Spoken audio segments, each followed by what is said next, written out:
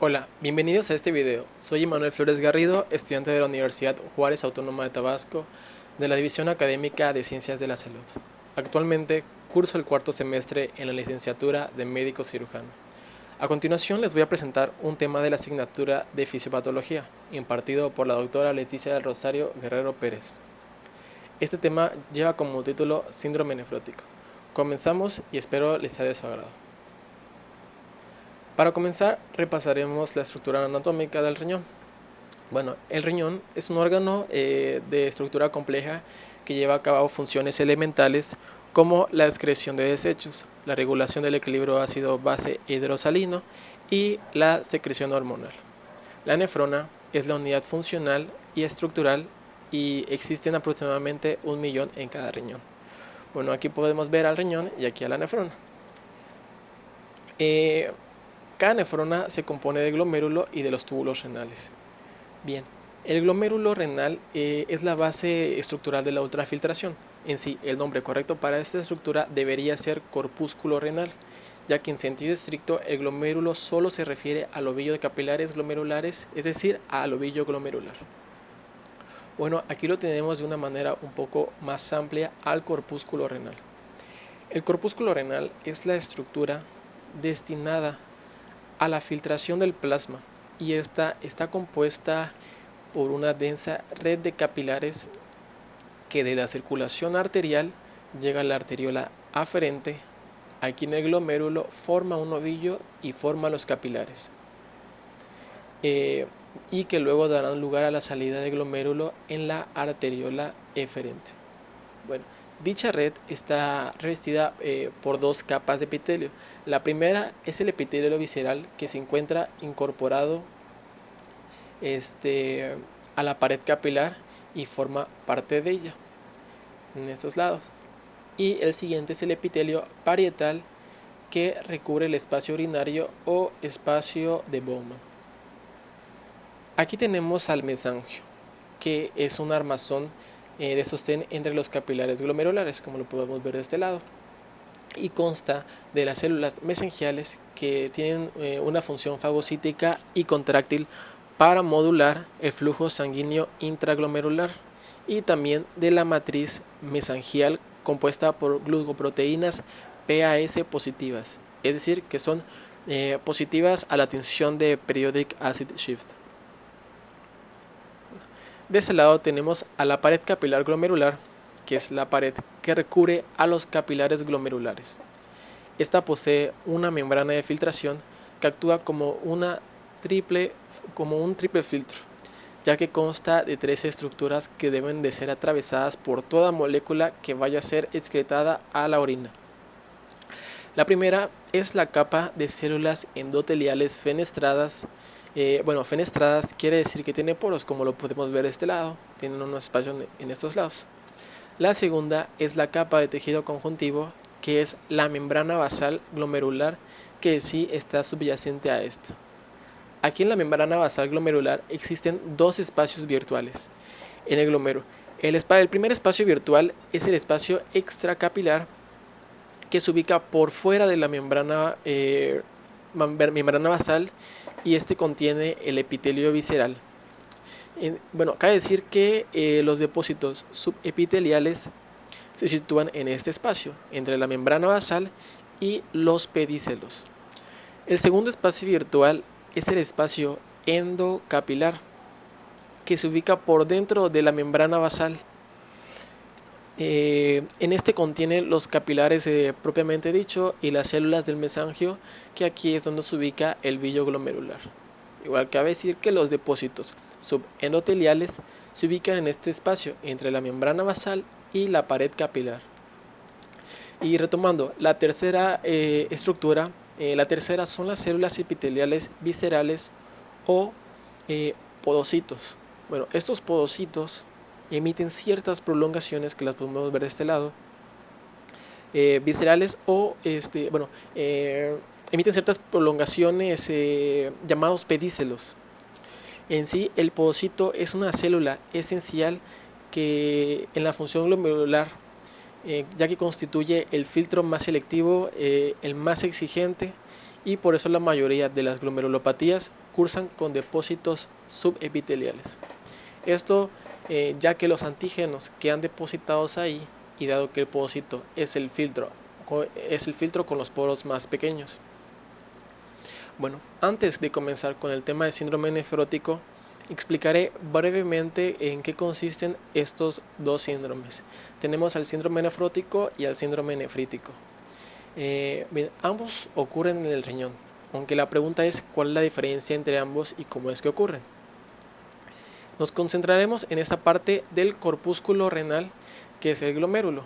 Aquí, como es un capilar, pues vamos a tener eritrocitos, y lo que pasa de manera normal es que el filtrado glomerular atraviesa las fenestraciones del endotelio, atraviesa la membrana basal y atraviesa las interdigitaciones de los pocitos, y esto eventualmente pasa a la cápsula de Bowman y se convierte en orina.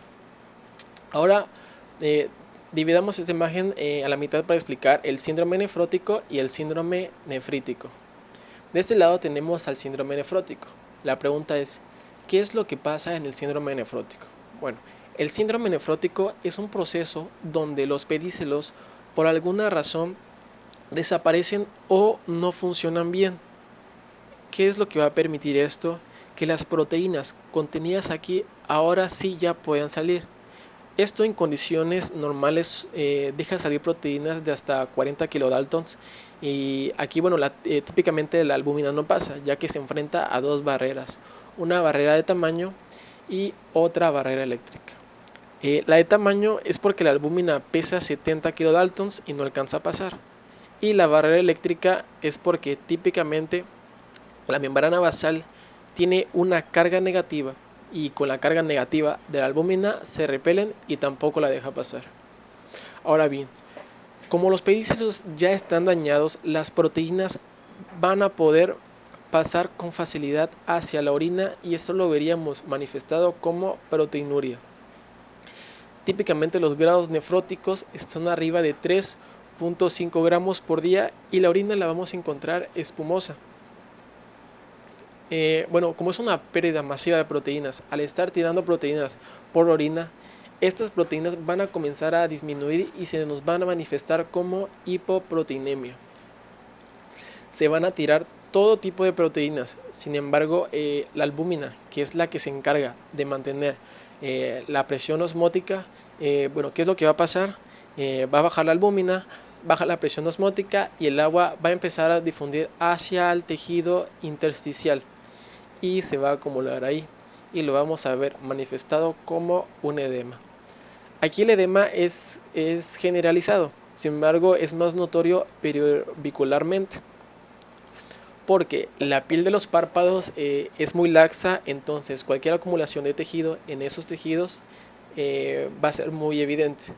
Ahora bien, el hígado empieza a sensar que hay una baja de proteínas y de todo tipo, incluidas las lipoproteínas de alta densidad, de baja densidad, etc. Entonces los veríamos manifestados como una hiperlipidemia, típicamente caracterizada por colesterol. Ahora bien, ya los glomérulos están dañados y se va a estar tirando aún así los lípidos, y lo veríamos manifestado como lipiduria. Bien, esto es el síndrome nefrótico en general. Ahora, para el síndrome nefrítico la fisiología va a ser completamente diferente. Aquí va a haber un depósito de inmunocomplejos formados por su antígeno y su anticuerpo. Esto va a desencadenar una reacción inflamatoria tan intensa que se va a empezar a reclutar células blancas, muchas células blancas. Va a haber llegada de mediadores de la inflamación, y lo que nos va a conllevar esto es que el endotelio va a empezar a sufrir un gran daño, y ahora los poros son más grandes, y al igual que en el síndrome nefrótico van a salir proteínas, y también vamos a tener proteinuria. Típicamente no es como el síndrome nefrótico, es en rangos menores. Ahora bien, los eritrocitos, antes que no podían pasar por estos poros, ya pueden pasar y salen en la orina, y es lo que veríamos como hematuria. Los eritrocitos les cuesta un poco de trabajo pasar por ahí. Si los viéramos al microscopio Son eritrocitos dismórficos. Y bueno, ahora bien, hay tanta pérdida de eritrocitos por la orina que se empieza a conglomerular en los túbulos de la nefrona. Toman esta estructura cilíndrica, entonces lo veríamos como cilindros hemáticos. Esta inflamación es tan severa que empieza a disminuir la tasa de filtración glomerular, hay menos producción de orina y lo veríamos manifestado como oliguria, que típicamente es menos de 500 mililitros por día. Bien, la tasa de perfusión del riñón está disminuida. Esto activa al aparato yuxtaglomerular y se activa al sistema renina-angiotensina-aldosterona, que tiene la participación de la angiotensina 2, que este es un potente vasoconstrictor, pasa a la articulación sistémica, causa vasoconstricción y se va a ver manifestado como hipertensión arterial. Estas son las características del síndrome nefrótico y el síndrome nefrítico en general, para saber cuáles son sus diferencias. Ya comenzando con el tema del síndrome nefrótico, empezaremos con su definición. El síndrome nefrótico es una enfermedad glomerular definida por varias características.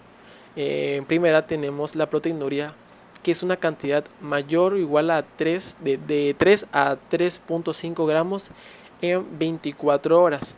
Esta característica es el eje central del síndrome. En sí, la proteinuria, ¿qué es lo que quiere decir? Es decir, que hay un exceso de proteínas en la orina. Mientras mayor es esta, el deterioro de la función renal es más rápido. Como podemos ver aquí, hay una imagen donde tenemos la orina, donde se ve muy espumosa, causado por la proteinuria. Otra característica es la hipoproteinemia. Esta va a ser causada al disminuir las proteínas por la orina, entonces bajará la cantidad de proteínas en la sangre. La hipoalbuminemia se va a ver presentada en cantidades menores de 3.5 gramos sobre decilitro. Esto quiere decir que hay una disminución de los niveles de albúmina. Como vamos a ver, la albúmina es la proteína producida por el hígado que ayuda a mantener el líquido del torrente sanguíneo sin que se filtre a otros tejidos. También vamos a tener la característica del edema, que es la acumulación de líquidos en los tejidos, como lo podemos ver de este lado. La hiperlipidemia son los niveles elevados de partículas de grasa, es decir, lípidos en sangre. Y también tendremos a la lipiduria, que es la pérdida de lípidos por la orina, como lo podemos ver de este lado. Vamos a pasar a unas características del síndrome nefrótico. Al síndrome nefrótico se le va a denominar bioquímico hasta que lleguen a aparecer edemas. Entonces se habla de un síndrome nefrótico clínico. También se le va a denominar síndrome nefrótico impuro si presenta rasgos propios del síndrome nefrítico, como lo son la hipertensión arterial, la insuficiencia renal, la hematuria. En situaciones patológicas, la proteína puede ser de dos tipos, glomerular y tubular. La glomerular se debe a alteraciones en la permeabilidad de la membrana basal. En este tipo va a predominar la albúmina. Esta misma tipo glomerular se dividirá en dos tipos, la selectiva y la no selectiva. La selectiva se le denomina selectiva cuando más del 90% de proteínas son de bajo peso molecular. En esta puede entrar, por ejemplo, la albúmina. Y no selectiva cuando el glomérulo permite el filtrado de otro tipo de proteínas de mayor peso molecular, además de la albúmina, como por ejemplo las inmunoglobulinas. En este caso, la albúmina viene a ser al 70% de las proteínas totales perdidas por la orina. Y la otra es la tubular. El otro tipo es el tubular, que es debido a que hay una secreción de proteinuria de origen tubular. Por ejemplo, que haya las beta 2 microglobulinas o las lisosimas. En epidemiología podemos ver que el síndrome nefrótico tiene una incidencia de 2 a 7 cada 1000 niños menores de 16 años por año. En el síndrome nefrótico idiopático es más frecuente entre los 2 y 6 años en relación masculino-femenino. Es decir, de cada 5, 3 van a ser hombres y 2 mujeres. Y los idiopáticos son los más frecuentes con alrededor del 85% de los casos. Bueno, la incidencia familiar es inferior al 3%. El síndrome nefrótico secundario está en un promedio del 12.2%. En el Hospital Infantil de México, el Federico Gómez, se publicó que cada año atienden entre 35 y 40 casos nuevos de síndrome nefrótico que son corticosensibles. Es decir, que después de recibir tratamiento con esteroides desaparecen todos los signos y síntomas. Bueno, la mortalidad en los niños con síndrome nefrótico primario se calcula alrededor del 3% y se asocia generalmente a procesos infecciosos y episodios tromboembolíticos. En etiología se clasifican de dos tipos, las primarias y las secundarias. Las primarias, ya que son las más comunes, se van a encontrar con una frecuencia del 90%. Dentro de las primarias vamos a tener una nefropatía por cambios mínimos. Esta nefropatía por cambios mínimos parece producirse por una alteración de los linfocitos T y se asocia a enfermedad de Hodgkin, a la atopía, al uso de AINES, infecciones víricas. Bueno, más que nada se produce una lesión de los pedícelos o pies de los podecitos del epitelio visceral, los cuales se van a fusionar perdiendo la carga negativa de la membrana basal glomerular que impide la filtración de las proteínas. También tendremos en etiología la glomerulosclerosis segmentaria y focal. Esta se trata de que hay una complicación tardía de la pérdida nefronal de cualquier causa. En sí, su lesión característica es la esclerosis de un segmento del ovillo glomerular con una afectación focal de algunos inicio en la zona yuxtamedular. La glomerulonefritis membranosa se origina por la información in situ de complejos antígenos anticuerpos.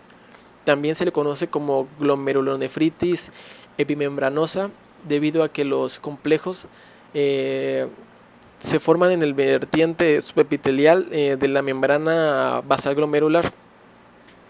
La glomerulonefritis membranoproliferativa o mesangiocapilar, su nombre se debe a la lesión histológica que se asocia a la proliferación mesangial difusa y al engrosamiento capilar, y bueno, van a ver con imágenes de doble contorno de la membrana basal. Y la glomerulonefritis, que rápidamente progresivas, se caracterizan por la proliferación de la célula epitelial en el espacio extracapilar con formación de semilunas en el glomérulo. En las otras se produce una agresión en la membrana basal glomerular que queda gravemente afectada, produciendo la de rápidamente progresivas, el paso de fibrinógeno al interior de la cápsula de Bowman. Bueno, en otras glomerulopatías, que son las proliferativas mesangiales, endocapilares o con semilunas. Bueno, aquí tenemos una tabla donde tenemos el porcentaje atribuido a las glomerulonefritis primarias de total de los síndromes nefróticos. Tenemos el porcentaje en niños y en adultos. Como podemos ver, el porcentaje mayor en niños es una glomerulonefritis por cambios mínimos, y en un adulto la más frecuente es la glomerulonefritis membranosa de un 30 al 40%. Aquí lo podemos ver, la glomerulonefritis focal segmentaria en niños es del 28%, la membranosa es del 6%, la mesangiocapilar es del 40% y otras el menor del 2%. Y en adultos pues hay una variedad, porque pues el porcentaje no es tan disminuido. Por ejemplo, en el mesangiocapilar es el menor, pero en sí en otras es el 20%, glomerulonefritis por cambios mínimos el 14%, en la focal segmentaria por un 15%. Como podemos ver, están las etiologías secundarias, que abarca, como decir, un 10% de todas estas causas. Podemos tener las infecciones bacterianas, que son las glomerulonefritis estreptocócicas, que se asocian a la infección por estreptococo B hemolítico del grupo A, las endocarditis, nefritis por shunt, la lepra, la sífilis congénita y secundaria, la tuberculosis, pilonefritis crónica con reflujo vesicouteral. En infecciones víricas tenemos la hepatitis B, citomegalovirus, el virus del Epstein-Barr, el herpes, el retrovirus, VIH, en toxoplasmosis, el mintos tenemos las esquistosomas, tripanosomas, las filarias. En fármacos podemos encontrar una gran variedad, desde penicilina, mercurio, óreo, captopril, heroína, probenecid, antiinflamatorios no esteroideos, rifamicina, entre todos estos. También tenemos causas alérgicas de venenos e inmunizaciones, como las vacunas, como son las vacunas. Tenemos también las enfermedades sistémicas, lupus eritematoso sistémico, pues que esa es una enfermedad autoinmunitaria que afecta predominantemente a la mujer, con una incidencia entre los 25 y 30 años. A la conectivopatía mixta, a la dermatomicosis, a la artritis reumatoide, que esta es una causa muy frecuente de amiloidosis secundaria, en la que aparece proteinuria y es frecuente en un rango nefrótico. Tenemos al púrpura de Schoenlein-Henoch, que esta se caracteriza por púrpura no trombopénica, artralgias, dolor abdominal y afectación renal. El síndrome de Gould-Pasteur, en sí, la enfermedad de Gould-Pasteur hace referencia a la asociación de hemorragia alveolar difusa y glomerulonefritis por anticuerpos antimembrana basal en el suero, de una causa desconocida. Tenemos la vasculitis de Wegener y otras, es decir, eso es una vasculitis necrosante granulomatosa, que afecta al riñón en un 70% de los casos, y es más frecuente en varones. Y la edad media de inicio de esto es a los 40 años. Tenemos la arteritis de Takayusa, crioglobulinemia esencial mixta, que es una enfermedad que afecta más a la mujer, alrededor de la quinta década, es decir, entre los 50 años de edad, y aparece generalmente asociada por la infección o por virus de la hepatitis C, otras infecciones por hongos o bacterias o virus. Tenemos al síndrome de Sjögren. En este síndrome de Sjögren se presenta una infiltración del intersticio por linfocitos y células plasmáticas que se introducen en ácidos tubular renal, y diabetes insípida, la dermatitis herpetiforme, el sarcoidosis, colitis ulcerosa, amiloidosis. Esta amiloidosis, hasta en un 70% de los pacientes, tienen una afectación renal, y el depósito puede afectar tanto a los glomérulos como al intersticio. Otras etiologías tenemos neoplasias, que son podemos encontrar los tumores sólidos, como en el pulmón, en el colon, en el estómago, las mamas, en los ovarios, en el cervix, en el riñón, en las tiroides, melanomas, también como leucemias y linfomas de Hodgkin, eh, linfema linfática crónica, mieloma múltiple. Trastornos metabólicos y hereditarios, diabetes mellitus, hipohipertiroidismo, amiloidosis y fiebre mediterránea familiar, enfermedad de Fabry, síndrome de Naegeli, de paranocitosis, deficiencia del alfa-1 antitripsina, entre otras. Y tenemos las misceláneas que son otros causas del síndrome nefrótico, que están los rechazos de un trasplante renal, preeclampsia, hipertensión arterial maligna o acelerada, hipertensión renovascular unilateral, linfagiectasia intestinal, pericarditis constrictiva, fallo cardíaco congestivo, nefropatía por reflujo vesicoureteral, insuficiencia tricúspide, obesidad mórbida, necrosis papilar. Podemos tener cierta sospecha etiológica dependiendo del paciente que estemos tratando con síndrome nefrótico según sus características. Por ejemplo, si soy un niño, pensaré en cambios mínimos, ya que en un niño el porcentaje mayor de casos se ha presentado en los cambios mínimos. Y en los adultos podemos ver que el caso mayor fue en la membranosa. Entonces, si soy un anciano, podemos pensar en amiloidosis, en una mujer joven, en lupus eritematoso sistémico, en un heroinómano focal y segmentaria, así como también en un obeso. La membranosa también puede presentarse en pacientes con tumor de órgano sólido. La mesangiocapilar, un paciente con leucemia linfática crónica. En cambios mínimos, un paciente con enfermedad de Hodgkin. Y mesangiocapilar, un paciente con virus de hepatitis. Bueno, un gran consumidor de AINES, podemos pensaremos en cambios mínimos. Un consumidor de captopril, sales de oro y penicilina en membranosa, así como también pacientes con tiroiditis de Hashimoto. Y un paciente con riñón con un riñón en vez de dos, pensaremos en focal y segmentaria. Aquí tenemos a los signos y síntomas. Bueno, la manifestación principal la constituye el edema. Inicialmente se presenta solamente en zonas de declive como son las extremidades inferiores y se extiende de manera ascendente hasta el área genital, la pared abdominal e incluso preorbitario. En casos de edema significativos se pueden observar vesículas y flictenas por cúmulo de líquido intradérmico. Y bueno, las flictenas también se les conoce como ampollas, solamente que reciben este nombre al ser de tamaño menor de 0.5 centímetros de diámetro.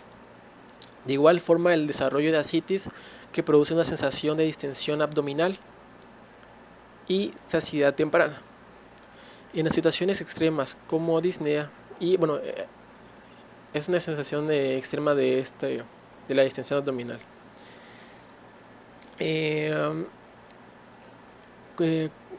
La dislipidemia, por ejemplo, tenemos igual al derrame pleural, un edema de pulmón que puede ser causada por casos graves de derrame pleural.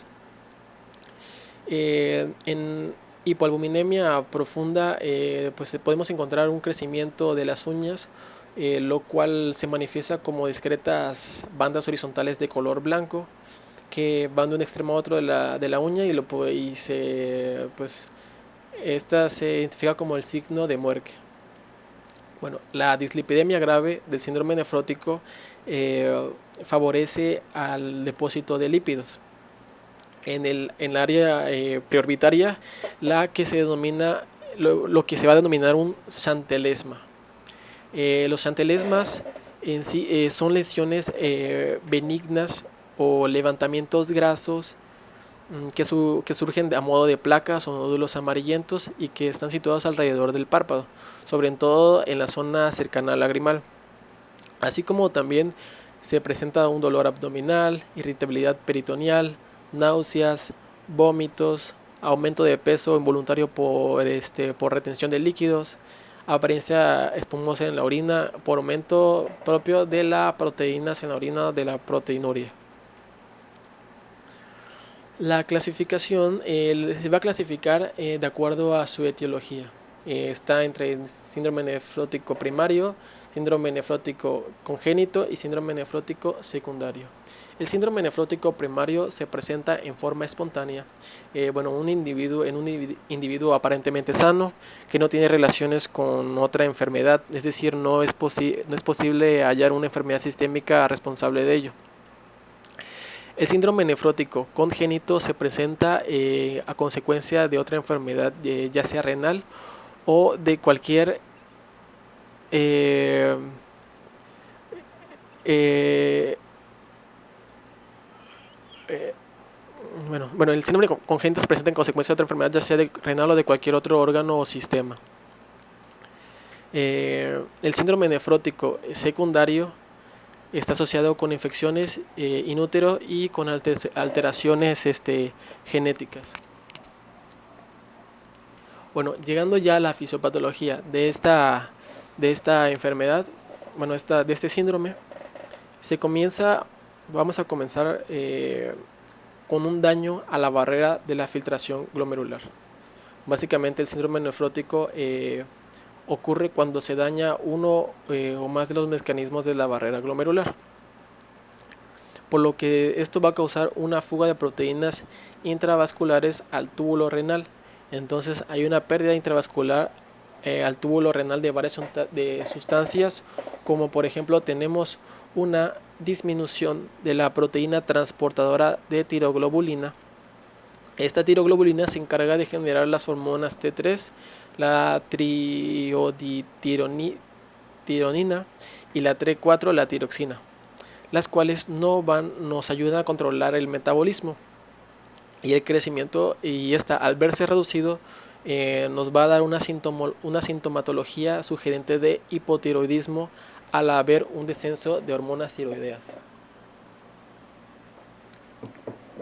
También tendremos una disminución del 25-hidroxicalciferol. Este ayuda a la activación metabólica de la vitamina D, y al verse disminuida tendríamos una hipercalcemia generada por la deficiencia de vitamina D. Esta va a estar con datos clínicos de irritabilidad neuromuscular caracterizada por hiperreflexia. Y bueno, esta hiperreflexia va a ser una hiperreflexia miotática, que esta se refiere, los reflejos miotáticos también se les conoce como reflejos tendinosos o de estiramiento.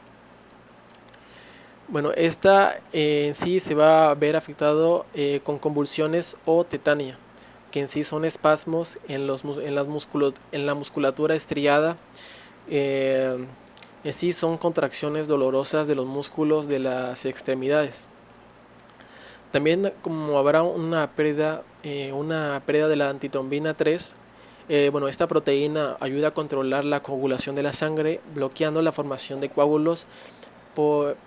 Pero al haber una disminución de esta proteína, habrá un aumento de la coagulación sanguínea, y esta favorecerá la tendencia de procesos tromboembólicos. La pérdida de la albúmina sérica por vía urinaria determina una disminución de la presión oncótica intravascular. Esta va a permitir la fuga de líquido al espacio extravascular. Esta va a permitir la fuga de líquido al espacio intersticial. Recordemos que en este espacio existe entre la piel y los órganos del cuerpo, incluidos músculos y el sistema circulatorio. Esto principalmente va a estar manifestado con la clínica de edema, inicialmente en las partes de declives del cuerpo, y en la medida que progresa puede llegar hasta la nasarca, que en sí la nasarca es la acumulación de líquido masivo y generalizado en todo el cuerpo. Y otras manifestaciones como ascitis, derrame pleural, edema pulmonar, y esto va a ser generado cuando el edema llegue al pulmón.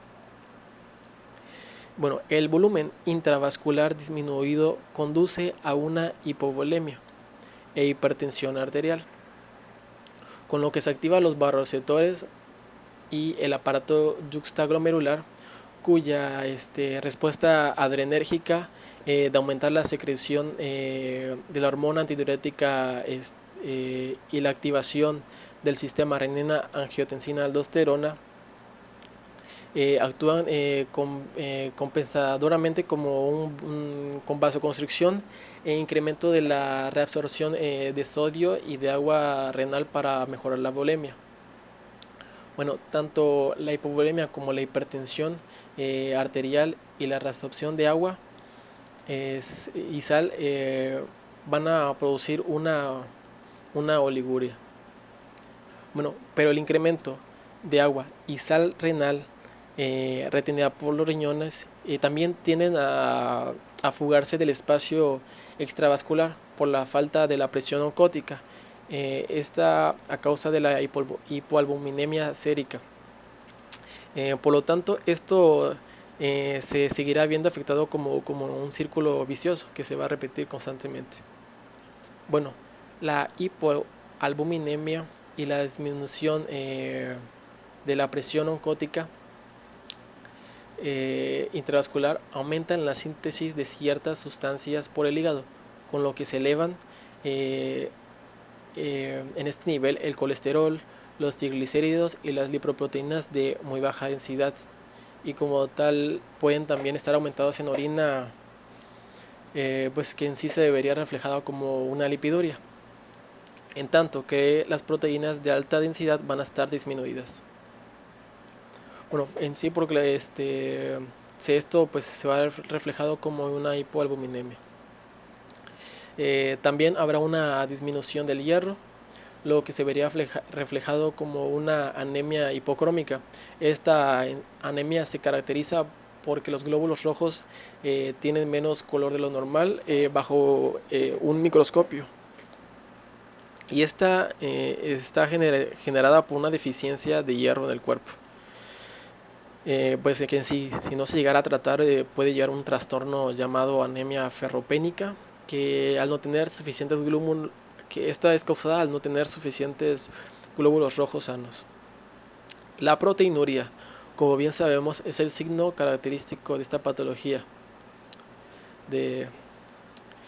Bueno, igual tenemos la pérdida de gamma globulinas, que da una manifestación de hipogamaglobulinemia.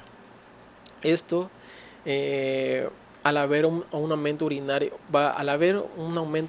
de IgG, es decir, que va a haber un aumento de la pérdida de los IgG. Esta IgG es una proteína predominante en fluidos internos del cuerpo, entonces por eso va a haber una mayor pérdida. Bueno, esta hipogamaglobulinemia es una disfunción del sistema inmune, lo que va a propiciar tendencia a infecciones. Como vemos, también el daño de la filtración glomerular tendrá otras manifestaciones de daño glomerular. Bueno, también explicando más cada una de estas, pues lo que tenemos lo que es la proteinuria. En sí, los rangos normales de la excreción urinaria normal de proteínas es menor de 150 miligramos en 24 horas. Aunque se ha sugerido que es aceptable hasta 300 miligramos de este total corresponden a 20 a 30 miligramos de albúmina, de 10 a 20 miligramos de proteínas de bajo peso molecular, que se filtran libremente por el glomérulo, de 40 a 60 miligramos de proteínas de secreción tubular, como la proteína de Tamm-Horsfall, la inmunoglobulina A, y un valor mayor a 300 miligramos en orina recolectada en 24 horas o en una relación de proteínas creatinina mayor a 0.3 miligramos, pues va a ser anormal, por lo que lo denominaríamos como una proteinuria. Las causas de proteinuria son alteraciones en la barrera de filtración glomerular, así que abarca el endotelio fenestrado, las membrana basal glomerular y el diafragma hendido entre los pies de los pocitos, Otra causa sería la proteinuria por sobreflujo. Esta es por el aumento en la concentración plasmática de proteínas filtrables por una barrera de filtración glomerular normal. La disminución de la reabsorción tubular, que en esta la veríamos viendo como pues, diferentes tubulopatías. En este caso hay una pérdida de la capacidad para la absorción tubular, permitiendo que en orina se reflejen las proteínas que normalmente son reabsorbidas, siendo principalmente la microglobulina, cadenas ligeras de inmunoglobulinas, enzimas, etc. Los valores de proteinuria mayores a 3.5 gramos sobre 1.73 metros cuadrados en orina de 24 horas generalmente corresponden a una proteinuria de origen glomerular. En sí, bueno, su mecanismo fisiopatológico pues no está de todo claro, y se plantea varias hipótesis que incluyen, bueno, la pérdida de la carga fija aniónica de la barrera glomerular, alteraciones estructurales funcionales de los podocitos y sus pedícelos y del diafragma de hendidura, que en sí generan una filtración incrementada de macromoléculas a través de la pared del capilar glomerular, siendo pues la albúmina la principal proteína urinaria detectada, pero pues otras proteínas plasmáticas también se encuentran, como proteínas fijadoras de la vitamina D. La albúmina pues es la principal, las transferrinas y factores inhibidores de la coagulación. Con esto nos damos cuenta de algunas de las alteraciones pues nutricionales, metabólicas y hematológicas que se pueden observar en el síndrome nefrótico. La hipoalbuminemia, pues esta está definida como valores de albúmina inferiores a 3 gramos sobre decilitro. Esta es en consecuencia de las pérdidas renales por proteinuria y a su catabolismo tubular renal incrementado, que estas pues van a superar la capacidad de los mecanismos de transcripción de la síntesis hepática. Bueno, la caída de los niveles de albúmina también se ven influenciados por factores como la edad, el estado nutricional previo y la lesión renal subyacente. Por otro lado, el concepto de microalbuminuria hace referencia a una presencia incrementada de albúmina en orina en valores de 30 a 300 miligramos en la recolección de orina en 24 horas. Bueno, aquí tenemos al edema. Estos edemas aparecen en zonas de tejido laxo, principalmente párpados y zonas de declive. Son predominantes los edemas mayolares, pretibiales y palpebrales. Estos edemas se empiezan a hacer aparentes cuando la retención del líquido alcanza los 2 litros. El edema afecta a toda la anatomía, por lo que puede provocar mala absorción intestinal por edema de la pared del tubo digestivo o derrama pleural, peritoneal o pericárdico. Bueno, la generación del edema se puede explicar por medio de 2 teorías: la clásica o hipovolémica, que es la teoría de Underfilling. Con esta primera teoría o mecanismo se indica que al presentarse una caída de la presión oncótica plasmática como consecuencia de la hipoalbuminemia, se va a generar una pérdida de fluido al espacio intravascular hacia el intersticio, bueno, esto en virtud de los postulados de la ley de Starling del capilar.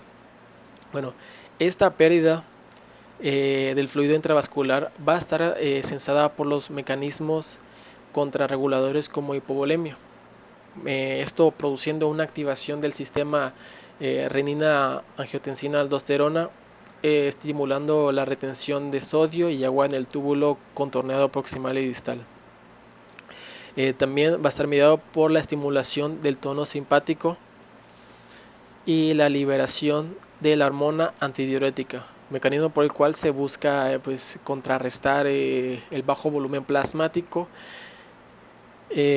por lo que todo esto solamente va a lograr un empeoramiento del edema, ya que la caída persistente de la presión oncótica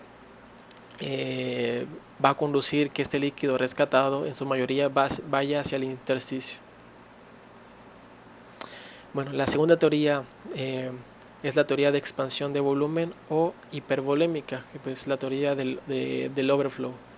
En la teoría de expansión del volumen o hipervolémica se plantea un defecto intrínseco o primario de la nefrona distal, caracterizado por una incapacidad para excretar sodio, y esto va a estar explicado por la exagerada activación de los canales epiteliales de sodio, y en la membrana luminal las bombas de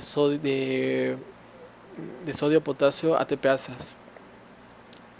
La membrana vasolateral, bueno, eso va a ser en la membrana vasolateral. Esto está relacionado con la disfunción tubular generada por el efecto tóxico de la proteinuria en el túbulo, o la presencia de células inflamatorias en el intersticio, o por la presencia de un factor circulante de posible origen linfocitario, la que va a inducir una expansión de volumen y supresión de la actividad del sistema renina-angiotensina-aldosterona y de la vasopresina. Esto va a tener una tendencia a generar, bueno, esto va a ser generado por la asociación de hipervolemia, un aumento de la presión hidrostática capilar, y en presencia de reducción de la presión oncótica por hipoalbuminemia, que favorece la salida del líquido al intersticio. Bueno, tal vez la teoría de hipervolémica se acepta mejor que en la actualidad, pero pues probablemente la teoría hipovolémica explica de manera satisfactoria el edema presentado en niños con enfermedad de cambios mínimos y en pacientes con severa hipoalbuminemia. Aquí tenemos la clasificación de edema según su magnitud. Pues como podemos ver, se pueden clasificar en grados, del grado 1, 2, 3 y 4. Y estos son los símbolos que con lo que se va a representar cada grado. En la magnitud pues tenemos el grado 1, tiene una leve depresión sin distorno del contorno, como lo podemos ver de este lado, y su desaparición es casi instantánea, es decir que al momento de pues colocar el dedo pues va a desaparecer la marca de la fobia. En el grado 2 va a haber una depresión de hasta 4 milímetros, y esta pues ahora sí va a tardar más la desaparición de la extensión, aproximadamente en 15 segundos.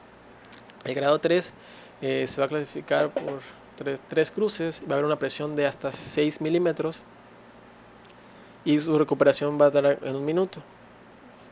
El grado 4 va a haber una depresión de hasta 1 centímetro y su recuperación va a ser de 2 a 5 minutos. Como podemos ver en este grado, pues lo podríamos ver con un grado 4, pues la fobia se mantiene demasiado tiempo y muy visible en esta parte, y aparte la magnitud pues sí se ve que alcanza el centímetro. Bueno, aquí tenemos la hiperlipidemia. La hiperlipidemia es una condición que define el síndrome nefrótico. Esta se caracteriza por alteraciones del perfil lipídico, tales como hipercolesterolemia e hipertrigliceridemia. Esta tendrá unos valores incrementados de lipoproteínas, low density lipoproteins, intermedio very low density lipoprotein, es decir, lipoproteínas de baja densidad, de intermedia densidad y muy baja densidad. Y adicionalmente las lipoproteínas de alta densidad se encuentran bajas o en niveles normales, lo cual genera un perfil altamente aterogénico, es decir, bueno, el perfil aterogénico es un índice denominado el índice de Castelli, que expresa pues en nivel matemático la relación o proporción entre los niveles de colesterol total y los niveles de lipoproteínas, que puede explicar en parte el elevado riesgo cardiovascular de los pacientes con síndrome nefrótico, sin desestimar la influencia de la hipercoagulabilidad, hipertensión arterial y deterioro de la función renal, que son frecuentes en estos pacientes. Sin duda, pues son relevantes como factores que influencian un pronóstico adverso cardiovascular. Entre los mecanismos que explican esta alteración metabólica se encuentra la incrementada la síntesis hepática de lipoproteínas de baja densidad y muy baja densidad, que son las low density lipoproteins y very low density lipoproteins, y la lipoproteína A. Esta en respuesta a la hipoalbuminemia y a la consecuente caída de la presión osmótica.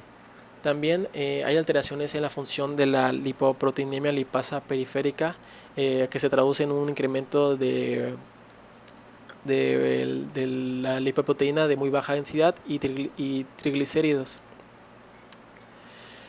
además de las pérdidas urinarias de HDL, así como por alteraciones de otras enzimas como la elevación del 3-hidroxi-3-metilglutaril coenzima A reductasa y la reducción del colesterol 7 hidroxilasa en la biosíntesis y el catabolismo del colesterol respectivamente. Este riesgo de aterosclerosis, que unido al sedentarismo y a la tendencia de trombosis puede condicionar la aparición de un infarto,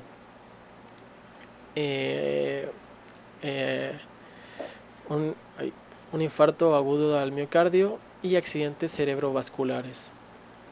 La hiperlipidemia condiciona la aparición de lipiduria en forma de cilindros grasos, cuerpos ovales grasos y células epiteliales cargadas de lípidos. Pues reciben el nombre de la cruz de Malta por su semejanza. Se van a encontrar como cruces en esa parte. La hipercoagulabilidad. Los niveles séricos de múltiples factores precoagulantes, anticoagulantes y fibrinolíticos se ven alterados en el síndrome nefrótico, con un efecto neto que favorece los fenómenos trombóticos tanto venosos como arteriales. Esto se explica por la tendencia urinaria de antitrombina 3, proteína C, S, factores de coagulación 9, 11, 12, junto con los valores incrementados de fibrinógeno, activador del plasmido tisular y aumento en la agregabilidad plaquetaria. Todo empeorado por fenómenos como hemoconcentración, estasis venosa, inmovilidad, procesos infecciosos y uso de esteroides o la activación de la cascada de la coagulación por inmunocomplejos. Entre las numerosas causas de síndrome nefrótico, solo algunas pocas condiciones se asocian consistentemente en un incremento significativo del riesgo tromboembolismo. Entre esas se incluyen la nefropatía membranosa primaria y secundaria, la glomerulonefritis proliferativa, enfermedad de cambios mínimos y la amiloidosis. La frecuencia de complicaciones trombóticas es variable entre los adultos, con episodios clínicos de hasta un 10 al 26% de los pacientes con síndrome nefrótico, en donde se va a evidenciar clínicamente con la trombosis venosa. La probabilidad de dichos eventos se ve incrementada por una incrementada al descenso de la albúmina sérica, y esta será máxima al caerle la concentración de esta misma por debajo de 2 a 2.5 gramos por decilitro. En la nefropatía membranosa el riesgo reportado se encuentra entre 1.9 a 60%. También se encuentran anormalidades en los estudios pulmonares de ventilación-perfusión, que son sugestivos de embolismo pulmonar en un 10% de los pacientes asintomáticos.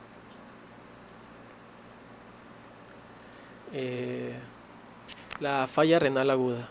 Las alteraciones hemodinámicas, metabólicas y hematológicas propias del síndrome nefrótico puede generar deterioro en la función renal y se presenta falla renal aguda en estos pacientes por varios mecanismos.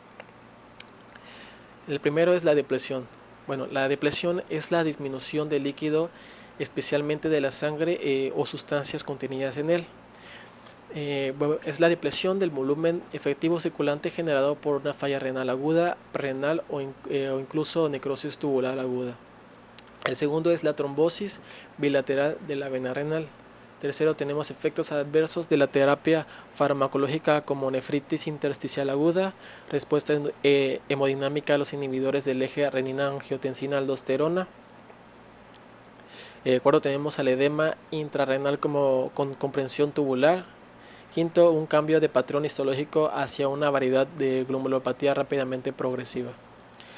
Adicionalmente, también existe la probabilidad de que se genere un daño renal irreversible y progresivo en la enfermedad renal crónica, cuyo riesgo es directamente proporcional a la persistencia y a la magnitud de la proteinuria. Todo esto pues siendo significativo en pacientes con valores de mayor a 5 gramos al día, lo cual se va a relacionar con la severidad del proceso patológico renal pues, que tenga, y además que la proteinuria por sí misma pues en sí es tóxica para las células tubulares y las células del intersticio renal. Tenemos a los fenómenos trombóticos. En esta va a haber hay una hipercoagulabilidad con una tendencia a la trombosis vascular. La incidencia de complicaciones tromboembólicas en el síndrome nefrótico llega a ser del 50%. Existe trombosis en múltiples territorios, pero pues en la entidad más importante es la trombosis de la vena renal, que aparece hasta en un 30% de los pacientes con síndrome nefrótico. Clínicamente cursa con un dolor lumbar, pues hematuria, proteinuria y a veces con un deterioro funcional renal. Puede complicarse con un tromboembolismo pulmonar que tiene una incidencia del 4 al 8%. Bueno, los factores de riesgo son el mal manejo de líquidos con deshidratación, el abuso de diuréticos, la inmovilización, la hipervominemia grave, el aumento del fibrinógeno, la disminución de ditrombina. Por lo tanto, debe controlarse el aumento del índice cardiotorácico en la radiografía de tórax y el hematocrito que no disminuya del 25% como signo de hipervolemia. En infecciones, hay una mayor susceptibilidad al desarrollo de infecciones. Existe hipogamaglobulinemia y sobre todo por IgG y a veces de IgA. Pues hay linfopenia y los linfocitos son disfuncionales ante estímulos mitógenos como la fitohematoglutina, etc. Se ha descrito un descenso del factor B de la vía alterna del complemento. Además, pues el edema de la pared intestinal va a favorecer la translocación bacteriana a dicho nivel. Las infecciones más frecuentes son la peritonitis espontánea por neumococo, característica del síndrome nefrótico, presentando fiebre, dolor abdominal, vómitos y una resistencia muscular a la palpación. También tenemos neumonías, las meningitis. Aquí se puede presentar erisipela con característica de zona rojiza, caliente, dolorosa y más frecuente en la cara externa del muslo o de la pared abdominal. Y los gérmenes más habituales en el síndrome nefrótico son Streptococcus, Haemophilus, Klebsiella. En síndromes nefróticos tratados con inmunosupresores como el citomegalovirus, el sarampión y el herpes. Está indicada la vacunación contra neumococo y gripe estacional. En los niños con el síndrome nefrótico hay que tener especial cuidado con las vacunas de virus atenuados y debe evitarse el brote del síndrome nefrótico. Bueno, en cualquier caso es necesario intentar seguir el calendario vacunal y que reciban todas las vacunas. Tenemos pues las alteraciones cutáneas, donde van a aparecer la palidez cutánea por el edema y anemia asociados. Va a haber una fragilidad del pelo y las uñas, y esta se pueden apreciar las bandas de Muerques, bandas blancas de disposición transversal. También va a haber una disminución de proteínas endógenas, que muchas proteínas que se transportan en sangre, iones y vitaminas, hormonas, pues se van a perder por la orina. Va condicionando pues en sí un déficit de estas sustancias transportadas. Y alteraciones hidrolíticas, pues la más importante es la hiponatremia, que a menudo es agravada por la retención de agua, que es pues por el aumento de la hormona antidiurética y por el uso de diuréticos y dietas excesivamente pobres en sodio. En diagnóstico, pues en sí, en la clínica más que nada la función renal debe ser evaluada de una forma integral desde que se sospecha el diagnóstico. Como objetivos tenemos que confirmar el diagnóstico de síndrome nefrótico idiopático, es decir, que sea espontánea o de una causa desconocida, y también descartar complicaciones como infecciones, trombosis vascular, embolia pulmonar, insuficiencia renal.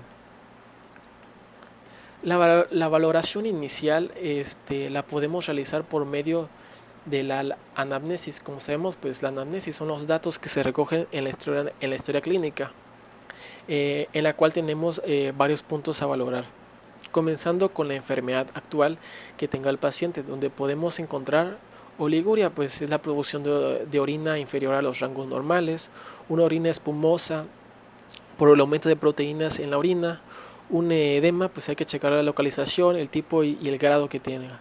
La astenia, pues checarla, es una sensación de debilidad, tanto física como mental. Una anorexia causado por pues, el miedo a subir de peso generado por los edemas, una irritabilidad reaccionando a influencias externas, cefalias, fiebre, dolor abdominal, vómitos, diarrea, lesiones de piel como erisipela y celulitis. Pasemos igual a los antecedentes personales, donde pues está la atopía, es decir, que tenga pues una tendencia a producir anticuerpos de inmunoglobulina E específicos frente a alergenos, infección, también que haya padecido alguna infección viral, bacteriana o parasitaria, que tenga algún antecedente de enfermedades infecciosas, pues la vacunación que recientemente ha tomado y la ingesta de fármacos pues que igual esté ingiriendo. Como antecedentes familiares tenemos pues que familiares que tengan síndrome nefrótico, otras nefropatías, enfermedades renal aguda, sordera, oftalmopatía, diabetes, embarazo materno, duración, infecciones conatales.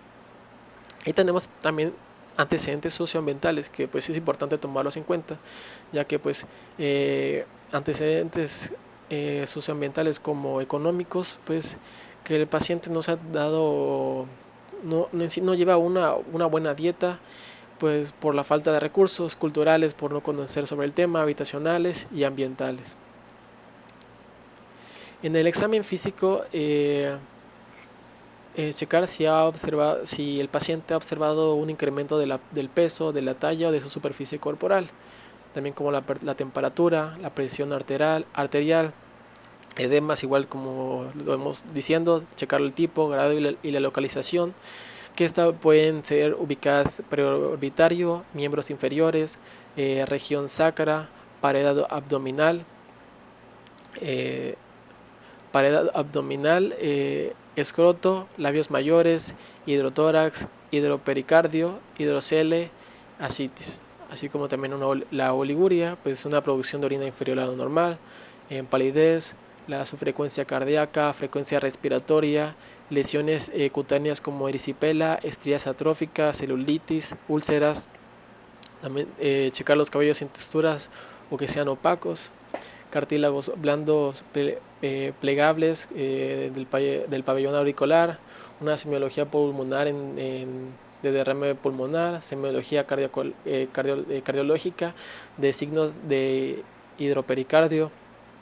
En el abdomen, pues medir la circunferencia abdominal a la altura del ombligo, explorar la onda ascítica, hernias umbilicales o inguinales, prolapso rectal por aumento de presión intraabdominal, hepatoesplenomegalia, dolor abdominal difuso o localizado con reacción peritoneal, circulación colateral, fondo de ojo, que pues esa es una técnica que permite observar al interior del globo ocular para comprobar la evolución de patologías. Signos clínicos de complicaciones como son la disnea, la fiebre, el dolor abdominal, la citis, taquicardia, y infecciones como celulitis, peritonitis y sepsis. Y en manifestaciones extrarrenales del síndrome secundario tenemos el exantema, al púrpura y signos articulares. Diagnóstico diferencial, pues podemos tener las reacciones alérgicas edematosas, pues reacciones que se hayan que puedan provocar que haya un edema en sí en su organismo, enteropatías exudativas con pérdida proteica, linfectasia intestinal, quiste linfático de mesenterio, desnutrición proteica de Kwashiorkor, que pues esta es una desnutrición ocasionada por una deficiencia grave de proteínas en la dieta. Otras enfermedades nefrológicas como la glomerulonefritis, artritis, adenopatías generalizadas, eritema malar, hepatomegalia y pérdida de peso. Para continuar con el laboratorio, pues la evaluación inicial del paciente con síndrome nefrótico incluye diferentes estudios de laboratorio, cuya finalidad es establecer una causa primaria o secundaria. Pues del laboratorio tenemos a la proteinuria de 24 horas, que esta debe tomarse al ingreso 2 veces por semana hasta el alta, de ahí semanalmente hasta finalizar el tratamiento. Después, cada 15 días durante un mes, de ahí pasar mensualmente durante 3 meses, una vez cada 3 meses hasta que haya una recaída, y si no recae, una vez cada 3 meses durante 5 años, y luego pues un control anual hasta la adolescencia. La cantidad normal de proteinuria normal pues es de 100 a 150 miligramos sobre decilitro. En niños la proteinuria normal es de menor a 100 miligramos sobre metro cuadrado. La proteinuria es significativa cuando supera los 300 miligramos en 24 horas. La recolección de orina de 24 horas constituye el estándar de oro para la evaluación cuantitativa de proteinuria, solo que desafortunadamente con frecuencia la recolección de orina representa una molestia para el paciente o para su cuidador. Y pues el análisis microscopio del sedimento urinario de un paciente con síndrome nefrótico puro se caracteriza por la presencia de cuerpos ovales o gotas de grasas propios de la lipiduria. La orina, química y sedimento, también pues parte del laboratorio, debe tomarse al ingreso, y si hay hematuria o glucosuria, repetir una vez por semana cada 15 días. El sedimento de orina se obtiene centrifugando unos 10 mililitros de orina en medio ácido a 2000 revoluciones por minuto durante 5 minutos. Esta se analiza al microscopio tras eliminar pues 9 mililitros del sobrante y hacer una extensión del remanente en un porte. Los individuos sanos pueden presentar menor de 3 hematíes en el campo y menores de 5 leucocitos en el campo, y algunos cilindros hialinos, células epiteliales y cristales. Las tiras utilizadas en los análisis rutinarios de orina detectan la presencia de glucosa cuando pues, su concentración urinaria es mayor a 100 gramos sobre decilitro. El proteinograma, colesterol, high density lipoproteins, low density lipoproteins y glicéridos. Esta debe ser tomada al ingreso, a la semana, cada 15 días hasta la normalización y luego al finalizar el tratamiento.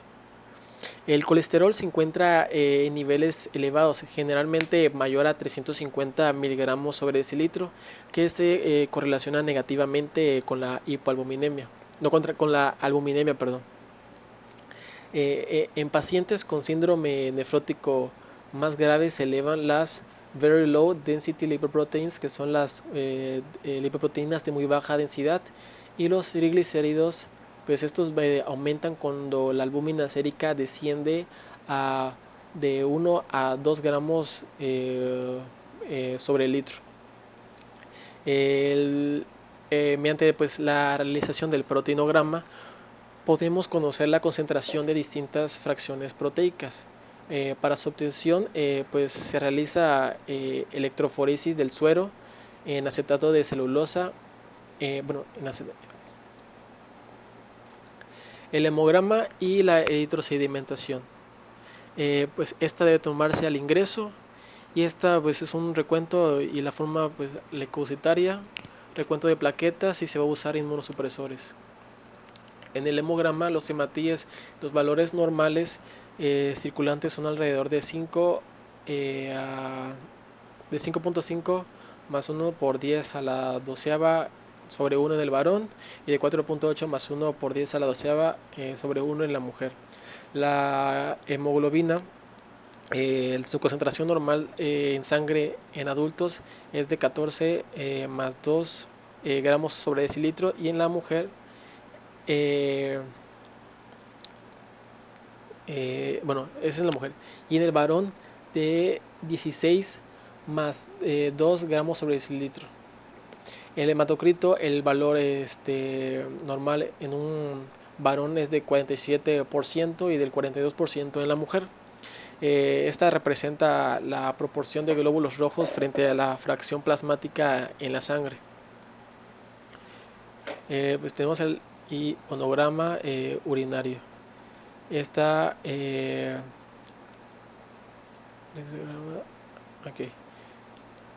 esa de tomarse al ingreso. El control debe ser cada 24 a 48 horas hasta su normalización, y si hay índices de hiperaldosteronismo secundario. Para un estudio adecuado debe recogerse la orina de 24 horas y lo posible en ausencia del tratamiento diurético. El sodio urinario va a encontrarse en grandes cantidades en el contenido dependiendo de la ingesta de sal y el estado de hidratación. Los valores normales van a estar de 100 a 260 mil equivalentes en 24 horas. El potasio urinario, la eliminación de urinaria de este catión varía ampliamente según la dieta, y los valores normales van a estar entre 25 a 100 mil equivalentes en 24 horas. El cloro en orina. Su eliminación urinaria pues va a variar en condiciones normales según la sudoración y la ingesta de sal. Los valores normales van a estar de 110 a 250 mil equivalentes en 24 horas. Y tenemos el C3, el FAN, anti-DNA, células LE, BDRL, el Sabin, Feldman y VIH si se piensa en el síndrome nefrótico secundario. En el diagnóstico por imágenes va a estar la radiografía de tórax de frente y perfil. Antes de iniciar el tratamiento, esa debe ser tomada antes de iniciar el tratamiento corticoideo o inmunosupresor para descartar tuberculosis, con edemas generalizados para descartar hidrotórax, y esta se debe repetir según su evolución para la medición de índice cardiotorácico. La ecografía abdominal Esto es en presencia de edemas generalizados para explorar ascitis. El ecocardiograma, que tenga signos de hidropericardio y pues igual se debe reiterar según su evolución. La ecografía renal debe ser previa a una biopsia renal. La ecografía antes de sospecha de tromboembolismo y el PDUT antes del tratamiento, que pues esta es la prueba de la tuberculina y esta consiste en la inoculación intradérmica pues en la cara del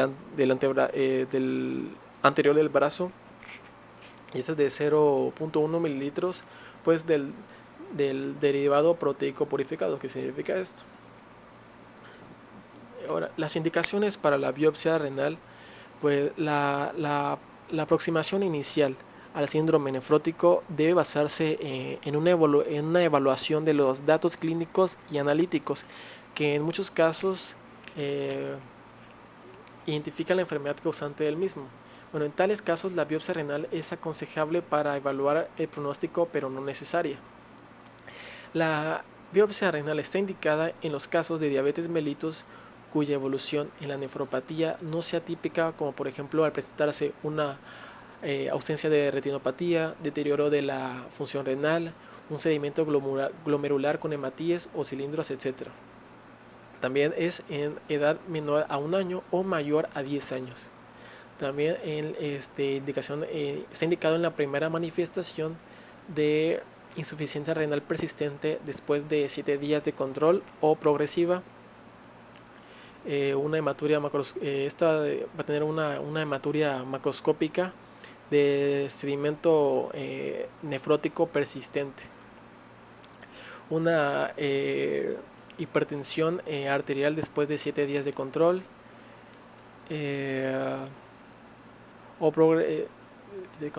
síndrome nefróticos corticoresistentes. Y en la evolución, pues previa el tratamiento del inmunosupresor con anticalcinurénicos o tratamiento prolongado mayor a 24 meses con anticalcinurínicos. En el síndrome nefrótico con recaídas frecuentes o corticodependencia, en este caso pues la indicación de biopsia renal pues ha de ser valorada individualmente. Cuando pues hay una presencia de hipocomplementemia, es decir, cuando la evolución de su síndrome nefrótico no se indica con una enfermedad por cambios mínimos. Los especímenes obtenidos pues van a ser procesados para su análisis por microscopía de luz e inmunofluorescencia, y dependiendo de la sospecha diagnóstica pues puede ser microscópica electrónica, con el microscopio electrónico, perdón. Durante la biopsia renal, el médico utiliza una aguja para extraer una pequeña muestra de tejido renal para el análisis de laboratorio. Bueno, la aguja de la biopsia renal se inserta a través de la piel y por lo general se dirige al destino usando un dispositivo de diagnóstico por imágenes, como ya por ejemplo un ecógrafo o un ultrasonido. Aquí podemos ver una vista microscópica de una biopsia renal. Y por ejemplo, si entramos a este link, podemos ver un video de cómo se toma la biopsia renal. En tratamiento, pues en sí los objetivos es lograr la inducción de la remisión para obtener una mejoría sintomática, es decir, que pues la proteinuria en rango fisiológico, una recuperación de la diuresis, la desaparición de los edemas y normalización de la albuminemia. Y en segundo lugar, minimizar los efectos adversos secundarios a los inmunosupresores. En los niños con síndrome nefrótico, antes de iniciar el tratamiento específico, se debe registrar el peso, que es muy importante, y medir el volumen urinario diario. Lo anterior, pues con medida de control para valorar la evolución del edema. Tenemos pues el aporte de líquidos y la nutrición. Pues la mayoría de los pacientes con síndrome nefrótico pues son lábiles, es decir, que cambia pues, o son poco estables. Pues frente a la pérdida de pérdidas extrarrenales. A veces por el mal tratamiento de diuréticos, de ingesta de agua, privación de electrolitos, Se puede producir por diferentes situaciones de deshidratación, hiponatremia o hipopotasemia que requieren corrección. Debe realizar una expansión con solución fisiológica y luego plan de hidratación y aporte electrolítico hasta lograr un estado hemodinámico correcto. Dar un aporte de potasio frente a hipopotasemia con una sintomatología clínica, y dar una dieta normoproteica, normocalórica y hiposódica, pues dependiendo pues del paciente qué es lo que necesita. En caso de edema escrotal o vulvar, solo está incluido en la alimentación semisólida. Pues la dieta que deben de recibir los niños con síndrome nefrótico primario tiene que aportar pues las calorías necesarias para la edad y mantener el equilibrio entre sus carbohidratos, lípidos y proteínas. Pues se recomienda la restricción moderada de sodio en la dieta de 1.5 a 2 gramos de sodio en 24 horas. Ante cuadros infecciosos confirmados debe realizarse pues el tratamiento antibiótico adecuado, teniendo en cuenta que los gérmenes más frecuentes son neumococos, y pues es necesario medicar con penicilina o cefalosporinas, o en caso para E. coli deben usarse cefalosporinas de tercera generación. Si el paciente pues recibía corticoides, se disminuirá la dosis a 0.3 miligramos sobre kilogramo al día durante el periodo de tratamiento de la infección. Si tiene varicela, pues es conveniente administrar aciclovir endovenoso mayor a 300 endovenoso 30 miligramos sobre kilogramo al día cada 8 horas, y disminuir la dosis de corticoides a 0.3 miligramos sobre kilogramo al día. Los niños con síndrome nefrótico pues tienen un mayor riesgo de presentar infección invasiva por neumococo, por lo que deben recibir inmunización antineumocócica y la aplicación del refuerzo. Las vacunas con virus vivos como el sarampión, paperas, rubiola, varicela y rotavirus están contraindicados en niños que reciben inmunosupresores o agentes citotóxicos. Esto es muy importante. Bueno, las vacunas con virus vivos solo se pueden aplicar cuando la dosis de prednisona se encuentre menor a 1 miligramo sobre kilogramo sobre decilitro, o por debajo de 2 miligramos sobre kilogramo en días alternos. Solo se podrá aplicar cuando el niño haya dejado de recibir agentes citotóxicos como la ciclofosfamida y clorambucil por más de 3 meses. El niño también cuando el niño haya dejado de recibir agentes inmunosupresores como los inhibidores de la calcineurina, como es el levamisol, micofenolato de mofetilo por más de un mes. Y por ejemplo, si el niño si el niño inmunosuprimido no ha recibido una inmunización contra varicela y tiene contacto con enfermos de varicela, en la etapa infectocontagiosa se deberá recibir la globulina inmune para varicela zoster si se encuentra disponible.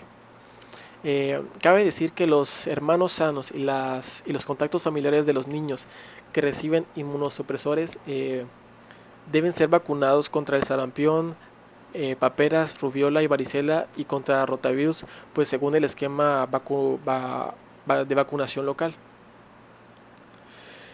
Los corticoides, que pues va a ser el tratamiento principal contra el síndrome nefrótico, pues su principal acción de los glucocorticoides es el efecto antiinflamatorio e inmunosupresor sobre los linfocitos T, ya que ejercen una acción directa sobre las células glomerulares e inmunes, como son los podocitos, células endoteliales, linfocitos T, macrófagos y células dendríticas. Estos inhiben la apoptosis y favorece su estabilización funcional. Bueno, y también este mecanismo pues, se lleva a cabo en vía receptores de los corticoides con inhibición de la activación del factor de transcripción nuclear NF-κB. Antes del uso de los corticosteroides y los antibióticos, el 40% de los niños con síndrome nefrótico fallecían principalmente debido a estos procesos infecciosos. En la actualidad, el riesgo de muerte por síndrome nefrótico es del 0.7%. El síndrome nefrótico presenta diferentes tipos de respuesta al tratamiento, como lo podemos ver de este lado. El síndrome, pues, está la remisión completa, cuando hay una relación proteínas-creatinina en orina pues, menor a 200 miligramos sobre gramo o menos de una cruz de proteínas en la tirada activa por 3 días consecutivos. La remisión parcial, cuando hay una reducción del 50% de la excreción de proteínas por la orina o la relación proteínas-creatinina persistente entre los 200 y 2000 miligramos sobre gramo. Sin remisión, cuando no se logra la reducción del 50% de la excreción de proteínas por la orina o la relación proteínas persiste mayor a 2000 miligramos sobre gramo. Con respuesta inicial es que se logra la remisión completa dentro de las primeras 4 semanas del primer tratamiento de corticosteroides. Resistencia a esteroides sin respuesta inicial pues falla en lograr la remisión completa después de 8 semanas de terapia pues, con corticosteroides. En recaída, la relación proteínas-creatinina en orina va a ser mayor o igual a 2000 miligramos sobre gramo. En recaídas poco frecuentes, pues va a haber una recaída dentro de los 6 meses posteriores a la respuesta inicial o una de 3 recaídas en un periodo de 12 meses. En las recaídas frecuentes va a haber 2 o más recaídas en los 6 meses posteriores a la respuesta inicial o 4 o más recaídas en un periodo de 12 meses. En la dependencia de esteroides pues van a haber 2 recaídas consecutivas durante la terapia con corticosteroides o recaída dentro de los 14 días posteriores al término de la terapia. Y sin respuesta tardía, cuando pues, una proteinuria persistente dentro de 4 o más semanas de terapia con corticosteroides o una o más remisiones. El tratamiento del primer evento del síndrome nefrótico consta de la terapia de corticosteroides que se recomienda en el niño que presenta por primera vez un cuadro de síndrome nefrótico, que es la prednisona.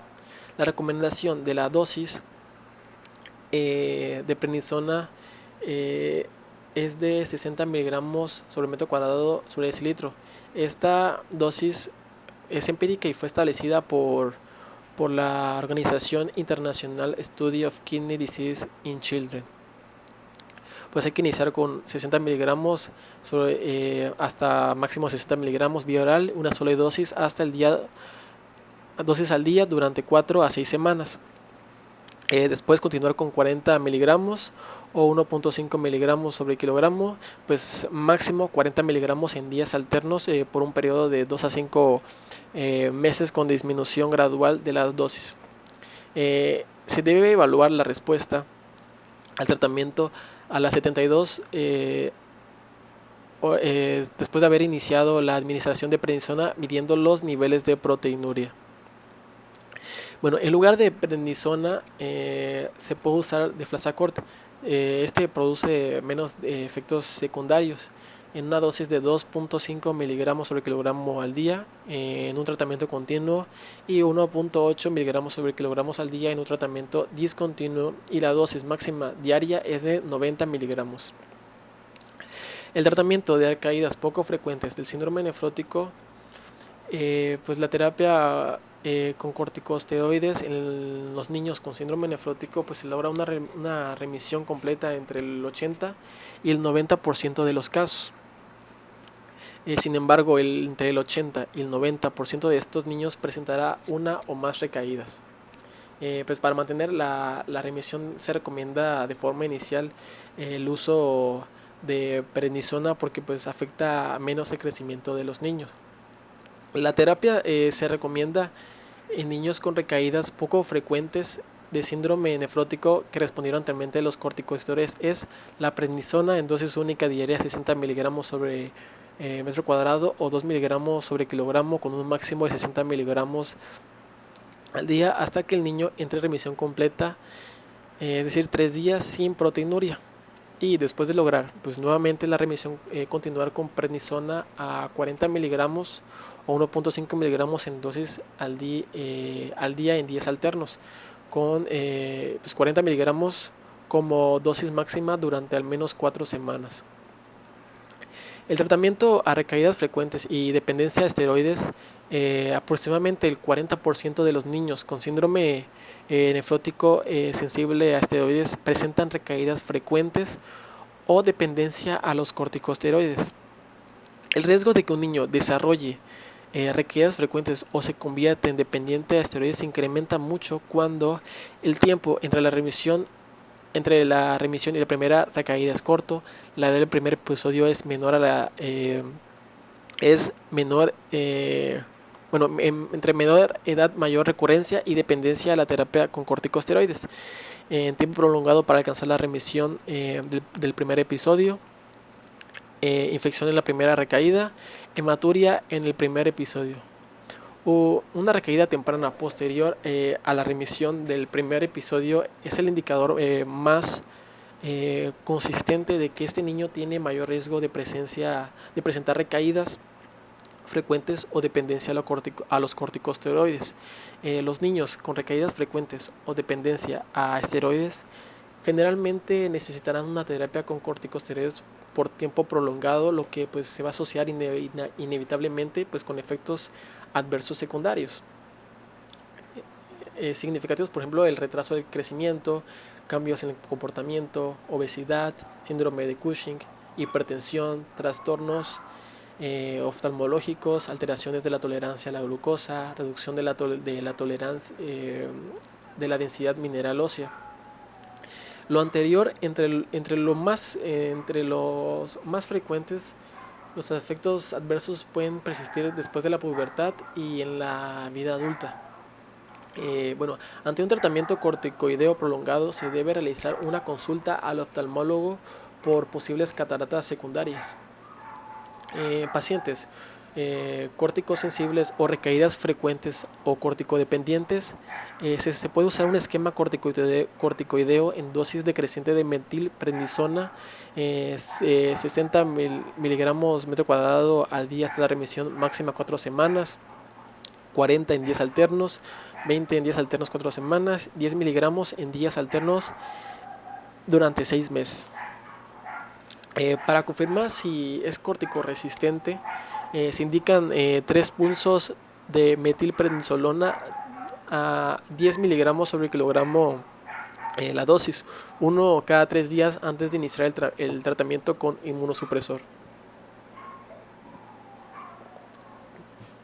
El tratamiento con inmunosupresores en recaídas frecuentes y dependencia de esteroides. En pacientes corticosensibles a recaídas frecuentes o corticodependientes sin biopsia renal previa o en pacientes corticoresistentes con o sin biopsia renal previa se pueden utilizar estos inmunosupresores. Para disminuir los efectos adversos en los niños con recaídas frecuentes y dependencia de esteroides se puede usar agentes inmunosupresores como son la ciclofosfamida, que este es un agente alquilante que su dosis va a ser de 2 miligramos sobre kilogramo durante un periodo de 8 a 12 semanas con una dosis máxima acumulada de 168 miligramos por kilogramo. La ciclofosfamida pues no debe ser indicada hasta que el niño haya logrado su remisión. Y esta se indica en pacientes con diuresis inferior a 300 mililitros sobre metro cuadrado al día, pues no deben recibir ciclofosfamida. Estos pacientes no lo deben de recibir y hasta lograr una diuresis adecuada. El clorambucil, que también es un agente alquilante, este se debe de dar en dosis de 0.1 a 0.2 miligramos por 8 semanas, con una dosis acumulada de 11.2 miligramos sobre kilogramos, con alternativa a la ciclofamida. La ciclosporina pues es un inhibidor de la calcinurina. La ciclosporina produce una... Lo importante de esta es que hay que tener cuidado, ya que esta produce una neurotoxicidad, que van a haber lesiones tubulointersticiales, glomerulosclerosis focal, lesiones arteriolares. El tracolimus también es un inhibidor de la calcinurina. Esta se recomienda en dosis de 0.1 kilogramos en dosis de inicio, dividido en 2 dosis, y esta puede ser usado en lugar de la ciclosporina cuando los efectos cosméticos secundarios de la ciclosporina sean inaceptables. En esta debe haber controles como checar el nivel de tracolimos en sangre una vez por mes, con los valores normales de 5 a 15 microgramos sobre mililitro. Durante la terapia se debe vigilar los niveles de inhibidor de la calcinurina, y los inhibidores de la calcinurina deben administrarse por un periodo mínimo de 12 meses. La mayoría de los niños pues presentará una recaída cuando sean suspendidos. Los efectos adversos de estos agentes incluyen mayor riesgo de infecciones, reducción de la fertilidad, disfunción renal e hipertensión. Estos son mucho más caros que la prednisona, lo que puede pues limitar el acceso a ellos en muchos países.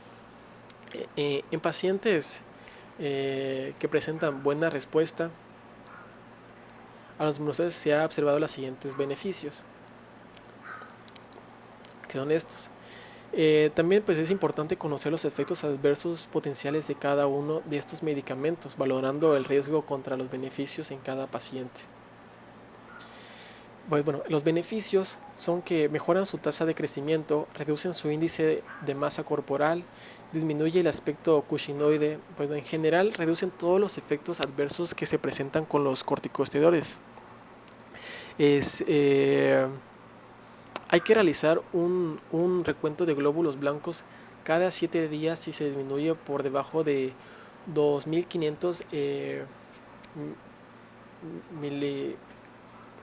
miligramos por metro cúbico.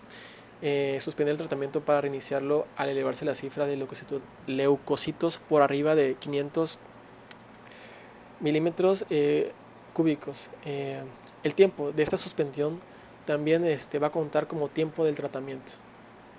Entonces tenemos al levamisol, que se va a administrar una dosis de 2.5 miligramos sobre kilogramos en días alternos, con un periodo mínimo de 12 meses. Los niños pueden presentar recaída también cuando se ha suspendido. El micofenolato de mofetilo, pues en una dosis de 1200 miligramos sobre metro cuadrado al día, dividido en dos dosis por un periodo mínimo de 12 meses. Este es un inhibidor de síntesis de novopurinas en los linfocitos, y también es un agente eficaz para el control de la proliferación mesangial y la atenuación del daño renal. Esta se recomienda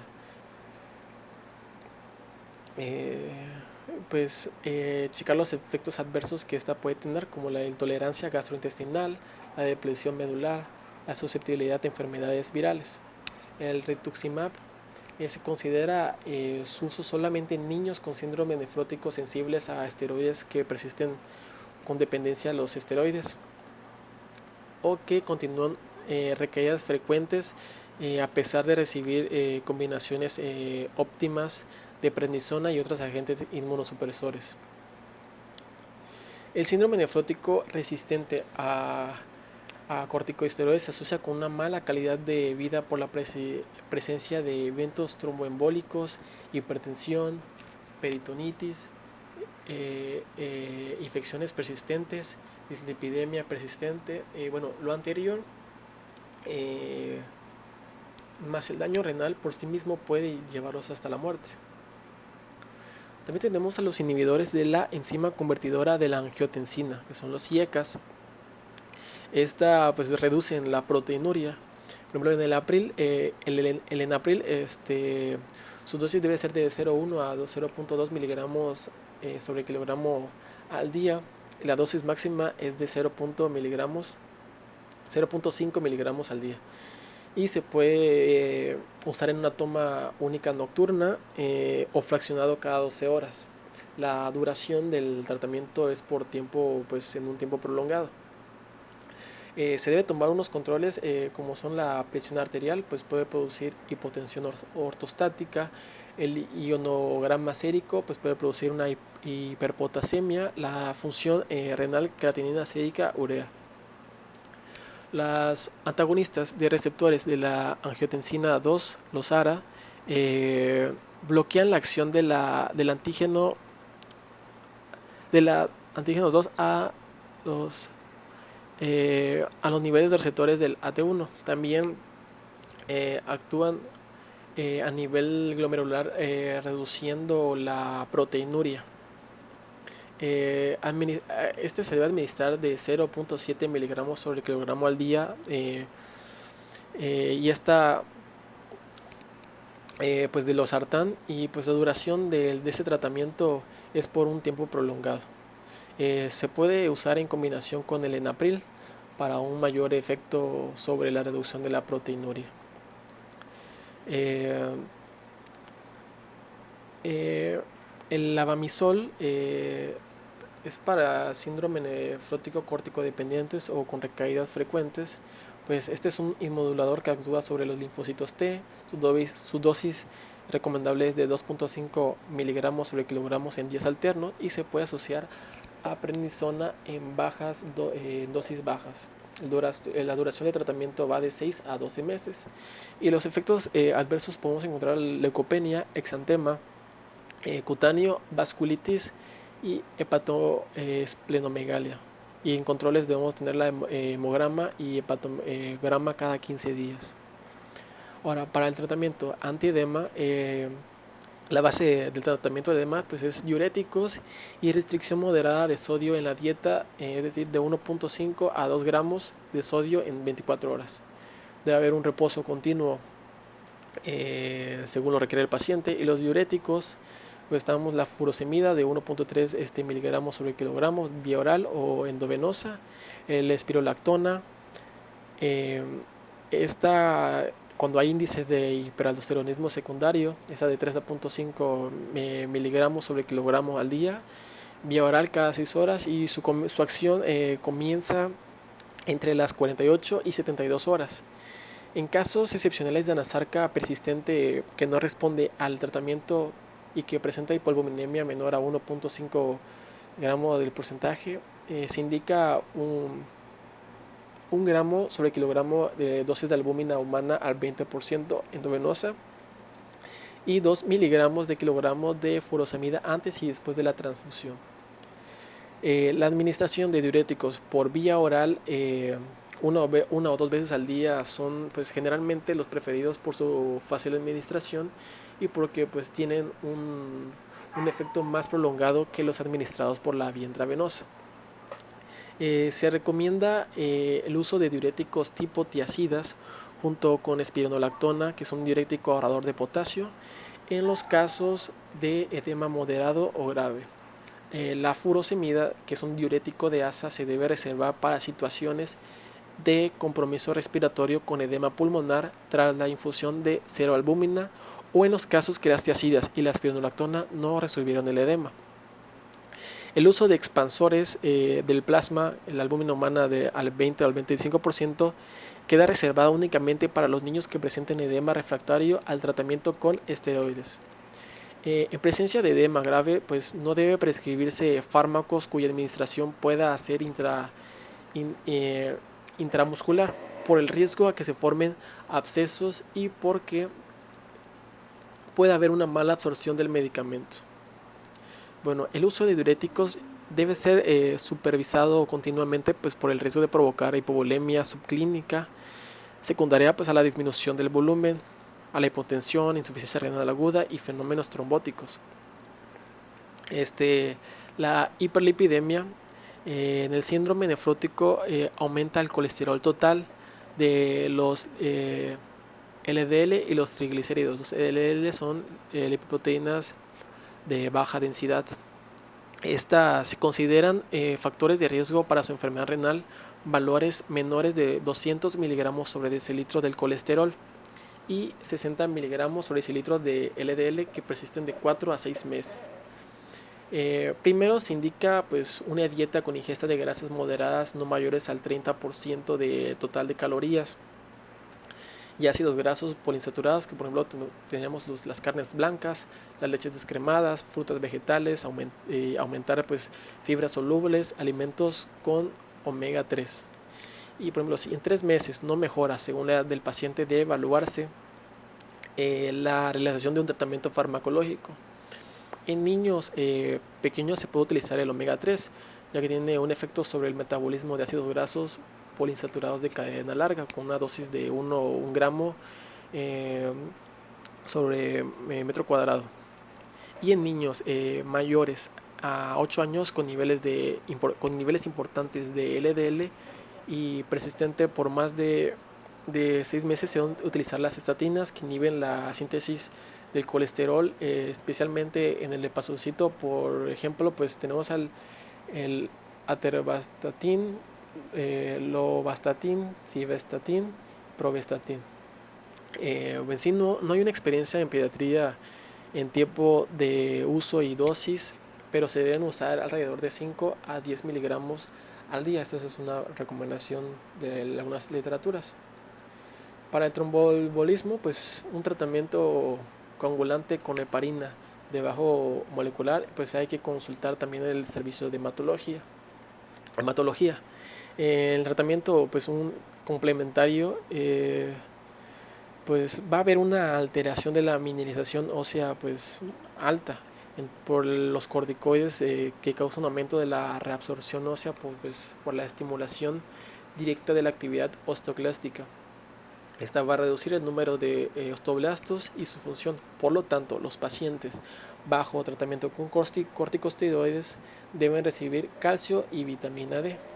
Entonces tenemos como tratamiento complementario el curso de calcio, la vitamina D y protectores gástricos. Para la vigilancia y seguimiento de este síndrome, pues el niño que presentó con síndrome nefrótico y fue atendido en un tercer nivel de atención médica deberá recibir seguimiento de la siguiente forma: pues la valoración por nefrología pediátrica cada 3 a 4 meses durante un año. La vigilancia pues consistirá en recaídas, en la detección oportuna de complicaciones, infección, hipertensión y efectos secundarios de los medicamentos. El médico pediatra en el segundo nivel de atención médica vigilará las recaídas, valorará al niño 2 o 3 veces al año y va a haber una vigilancia del crecimiento y su desarrollo. Y el médico familiar en el primer nivel de atención valorará al niño cada 4 a 6 meses, sus recaídas y una vigilancia del crecimiento y del desarrollo.